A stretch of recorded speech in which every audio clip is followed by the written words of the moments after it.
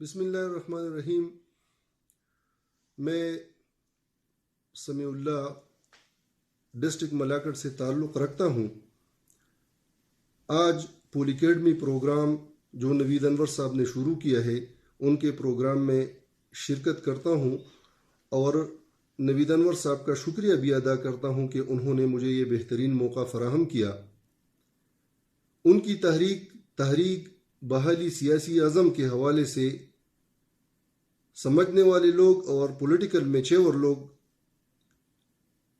بہت اچھے طریقے سے اظہار کرتے ہیں کہ انہوں نے بہترین کام کا آغاز کیا ہے۔ مجھے اس پروگرام میں جو موضوع دیا گیا ہے وہ ہے خیبر پختونخوا کے عوام میں اضطراب کی وجوہات۔ تو اضطراب کی وجوہات سے پہلے میں تھوڑا سا خیبر پختونخوا کی جغرافیہ اور سیاسی پس منظر کے حوالے سے بات کروں گا۔ خیبر پختونخوا یہ پختون ہند کو اور اردو بولنے والوں چترالی بولنے والوں کا صوبہ ہے۔ مختلف قومیں یہاں رہتی ہے اور اس کے محل وقوع یہ ہے کہ ان کے شمال کی طرف افغانستان ہے، اس کا ایک بارڈر کشمیر کے ساتھ لگا ہوا ہے، ایک طرف یہ بلوچستان کے ساتھ ہے، دوسری طرف یہ اس کا بارڈر جو ہے وہ گلگت بلتستان کے ساتھ لگا ہوا ہے۔ یعنی افغانستان، گلگت بلتستان، بلوچستان اور پنجاب کے ساتھ ان کے سرحدات ملے ہوئے ہیں۔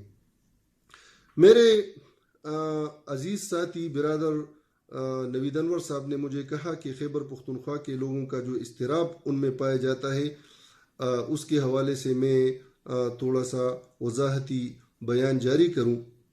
تو خیبر پختونخوا کی آبادی اس وقت تقریباً 3.5 کروڑ ہے۔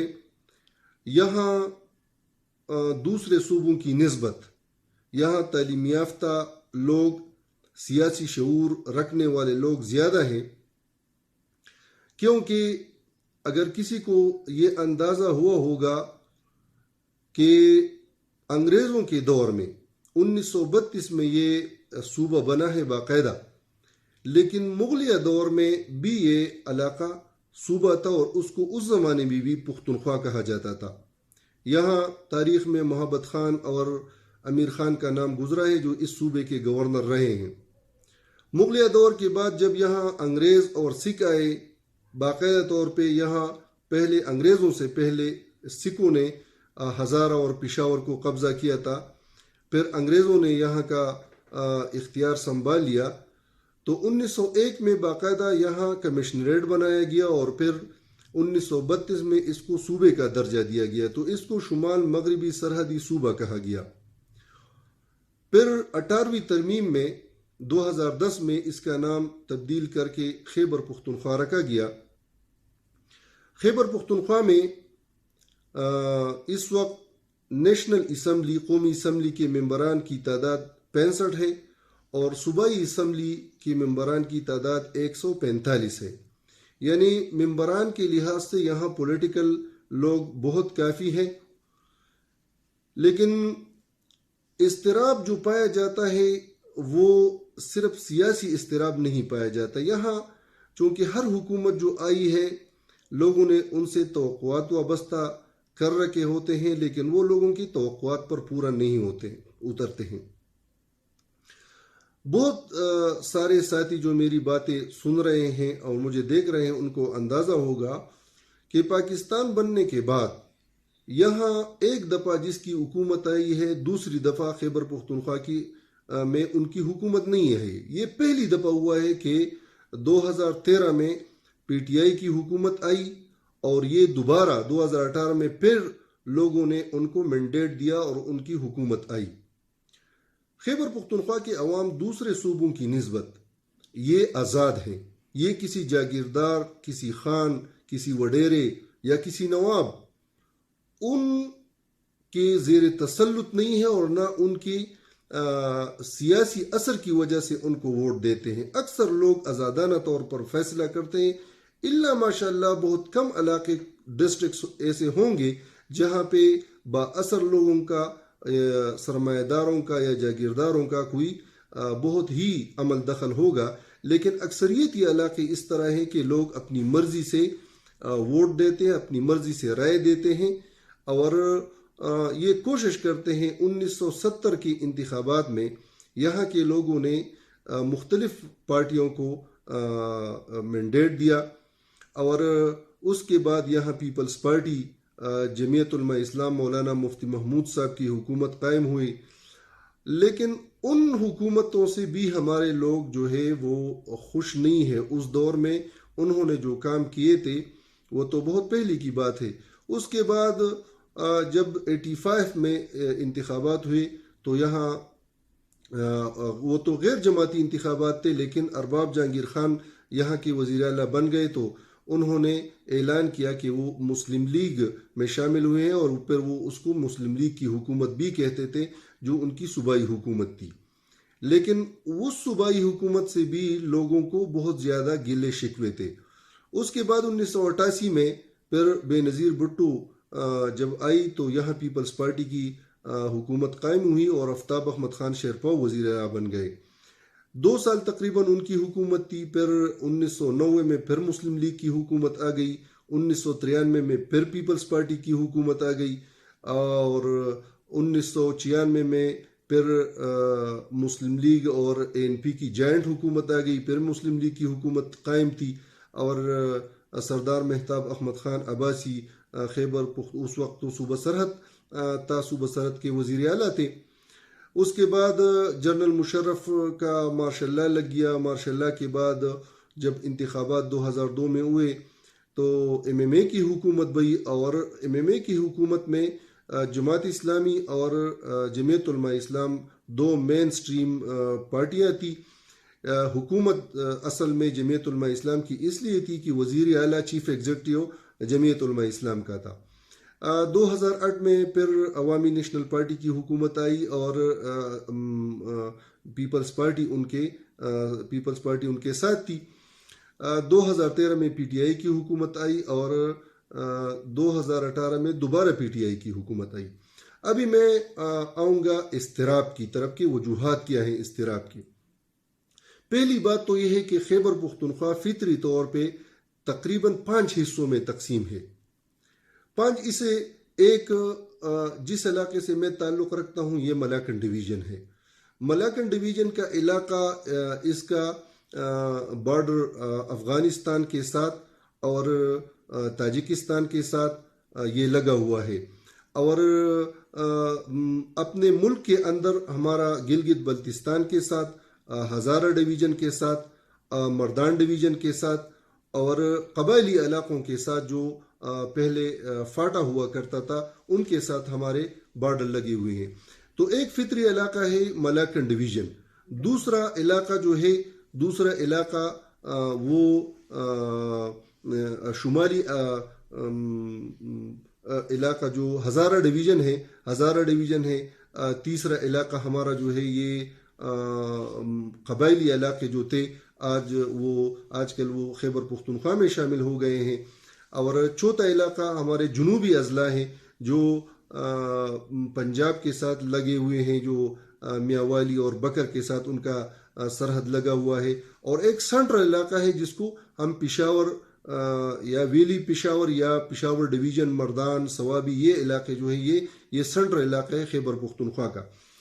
تو ان علاقوں کے جو اضطراب کے وجوہات ہیں وہ الگ الگ ہیں۔ مثلا ہمارے علاقوں میں یہاں کارخانے نہیں ہیں، فیکٹری نہیں ہے، روزگار کے مواقع بہت کم ہیں، اور جو یہاں کے لوگ اکثر اوقات مڈل ایسٹ میں جو عرب ممالک ہیں وہاں مزدوری کرنے جاتے ہیں، وہاں سے کچھ ریونیو وہاں سے لے کے یہاں آتے ہیں۔ تو آج کل وہ ماحول بھی بہت زیادہ خراب ہے، کیونکہ عرب ممالک کے ساتھ پاکستان کے وہ تعلقات وہ نہیں رہے جو 1970 کی دہائی میں تھے۔ تو ایک اضطراب تو عوام کے درمیان یہ بھی پایا جاتا ہے کہ معاشی مسئلہ بہت زیادہ ہے۔ دوسرا مسئلہ ہمارے علاقوں میں دہشت گردی کا بھی ہے۔ یہاں اس علاقے میں بلکہ خیبر پختونخوا کے سارے علاقوں میں دہشت گردی مسلسل 15 سال دہشت گردی رہی۔ یہاں جو ملیٹنسی تھی، ملیٹنسی کی وجہ سے بہت زیادہ لوگ اضطراب کے شکار رہے، تعلیم خراب ہوئی لوگوں کی، کاروبار خراب ہوئے، جو کھیتی باڑی تھی وہ خراب ہوئے. تو اس کے وجوہات جو ملیٹنسی کے جو وجوہات ہیں اس علاقے میں وہ بھی بہت زیادہ ہے. اور اس حکومت سے جو چینج کے نام پہ آئے تھے یہ لوگ، ان سے بھی لوگوں نے بہت توقعات وابستہ کر رکھے تھے. لیکن بدقسمتی سے اور یہ لوگ وہی جو انہوں نے چینج کا نام لیا تھا، انہوں نے کرپشن فری پاکستان بنانے کا جو نعرہ بلند کیا تھا، اس پہ یہ پورا نہیں اترتے. اس وقت بدقسمتی یہ ہے کہ میں عوام کے اضطراب میں ہی شمار کروں گا کہ عوام سیاست کے نام سے اکتا گئے ہیں. عوام جو ہے اگر ان کو سیاست کی بات آپ کرتے ہیں یا سیاست ان کو بتاتے ہیں کہ چینج لانی چاہیے، پولیٹیکل لوگوں کو لانا چاہیے، یہاں سیاست ایک گالی بن گئی ہے. تو پاکستانی عوام کو سب سے پہلے سیاست کا مفہوم اور سیاست کے فوائد کے بارے میں بتانا ہوگا کہ اس سے آپ کو کیا فائدہ ہوگا. سیاست بدقسمتی سے یہ 2 دفعہ یہاں خیبر پختونخوا میں جب پی ٹی آئی کی حکومت آئی تو بدقسمتی سے یہاں انہوں نے بالکل ڈیلیور نہیں کیا. نوجوانوں کا انہوں نے نوکریوں کا انہوں نے وعدہ کیا تھا کہ ہم نوجوانوں کو روزگار دیں گے، وہ بالکل نہیں ہوا. انہوں نے کہا کہ ہم ڈیولپمنٹ کام کریں گے، وہ بالکل نہیں ہوا. تھوڑا بہت انہوں نے جو کام کیا ہے وہ بھی نہ ہونے کے برابر ہے. اور ہمارے نوجوان طبقہ جو ہے وہ بالکل مایوس ہے. بلکہ ہمارے لوگوں نے، خیبر پختونخوا کے لوگوں نے جو اکثر جس نعرے پہ ووٹ دیا ہے ان کو وہ نہیں ملا ہے.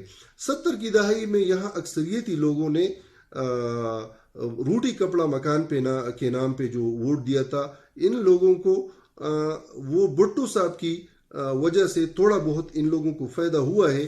لیکن بعد کی حکومتوں میں پیپلز پارٹی نے لوگوں کو مایوس کیا ہے. عوامی نیشنل پارٹی نے جو صوبے کے حقوق کے نام پہ ووٹ لیا ہے، تو 18ویں ترمیم کی وجہ سے تو آج کل لوگ بحث کرتے ہیں کہ 18ویں ترمیم سے تو ہمیں کچھ بھی فائدہ حاصل نہیں ہوا ہے.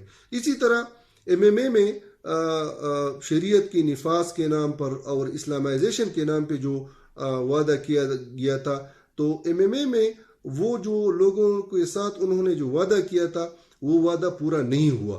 بدقسمتی سے آج کل جتنی بھی سیاسی پارٹیاں ہیں لوگ ان سے نالان ہیں، اور لوگ اس وقت یہ سوچ رہے ہیں کہ کیا کریں، کس کے ساتھ ملے، ہمارے مسائل کا حل کون نکالے گا.